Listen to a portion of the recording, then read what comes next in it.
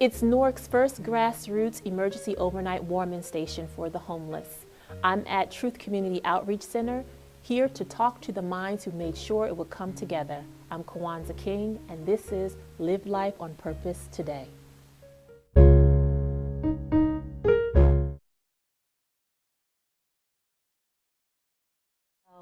On January 7th, it was one of the coldest days for the year.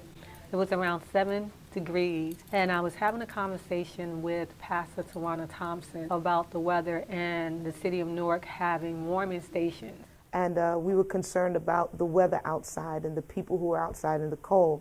She agreed to open up her church to become a warming station if we can find the resources. The Lord has blessed us with a great facility here in Newark, New Jersey, over 14,000 square feet, and we figured if we were going to use it, we would use it for the community.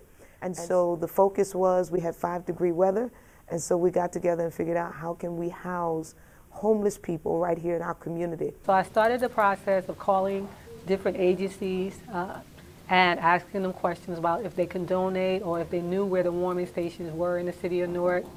I also reached out to our elected officials, and what occurred is that I was not getting the information that was needed to establish a warming station or the resources. So the next step was to go to social media, and I posted a question to everyone on my social media site.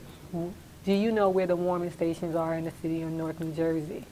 If so, let me know, because I have a church who's interested in becoming one.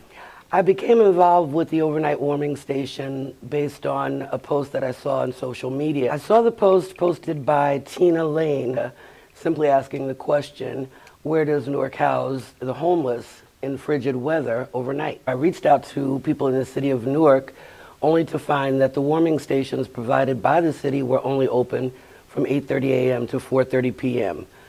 Clearly, those are not the coldest hours of the day, and I got back to her to let her know my findings about the hours for the city's warming stations. And we agreed that we just needed to do something, that we didn't have a choice, really.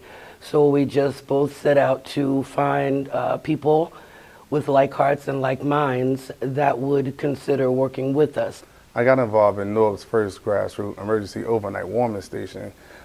My director, Karen Johnson, she of Life Outreach, she keeps track of all our social media postings and things like that. She keeps track. So she noticed a text from Tina Lane. Tina Lane, she actually stated, I was referred to you by Debbie Hall, stating that you guys at Life Outreach, you'd have one-on-one experience dealing with shelters and the homeless.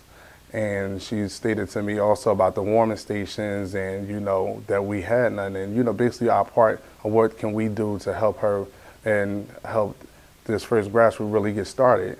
And, with our experience, she wanted to know, let's get together and just make it happen. Well, I got involved, basically, we hooked up with Tina through Debbie. Debbie sent us an inbox letting us know, hey, listen, there's a group of individuals who want to set up a warming station. And we're like, wow, that's what we do. We go down to Penn Station and we feed the homeless, we give them clothes, do the best we can to feed them and take care of them in their climate that they're in. So when we got the inbox that a warming station could be actually set up where they could be warm, it was a go from there. It was no questions asked. It was like, let's just get it done. We have a motto at Life Outreach: everybody can do something, but it just takes one person to do something, and we're just the one person. The group of us, each one of us came together and said we're going to do something. It's very important for me to be a part of this initial grassroots warming station in Newark. First and foremost, as a Christian. And I'm a social worker by profession, so my heart is to help people, always. And that's the same vision my pastor has. When she was told this by Miss Debbie Hall, and she asked me to come, and here I am. On January 15, we opened our doors to Newark's first grassroots emergency overnight warming station. It was a great feeling. It was an overwhelming feeling, because the process of doing this was quick. We put it together in approximately 7 days. Well, I think the reason why I came together as quickly as it did, because here's a group of people who said, listen, it's enough of talking and let's do it. and it was marvelous. It was remarkable. It was breathtaking. I'm not sure words can express or just give you an idea of how great it feels. It's not for people who just came together with one like mind as one body and didn't wait for no help. Only help that we had was one another, which was more than enough because the Lord was in the midst. And with him being in the midst, there was boundless volunteers. You know, other believers, other followers of Christ who all, you know, rallied within a day or two of knowing about this to come together and make this happen. And I was just overwhelmed by the loving spirit. To just see the heart, you know, of man to want to help our fellow men. It was just amazing. And it was phenomenal. We serviced 14 homeless people right out of Penn Station. When I tell you to see those individuals walk in this place, and they were so excited about having somewhere warm to stay for the night. We fed them. They had TV, they had games, they had clothing that they were able to have and to choose for themselves. I understand that in the morning it was difficult to get them to leave. And I can imagine why. They were fed breakfast as well as the dinner the night before.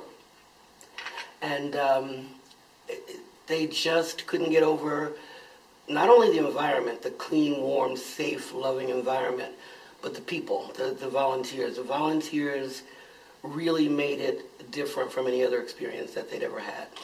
This was not a job for anyone. No one got paid. This was a labor of love. I mean, tears came to my eyes just to see that we were able to do this for this group of people. We had a good 30 volunteers that came together from different organizations throughout the city of Newark.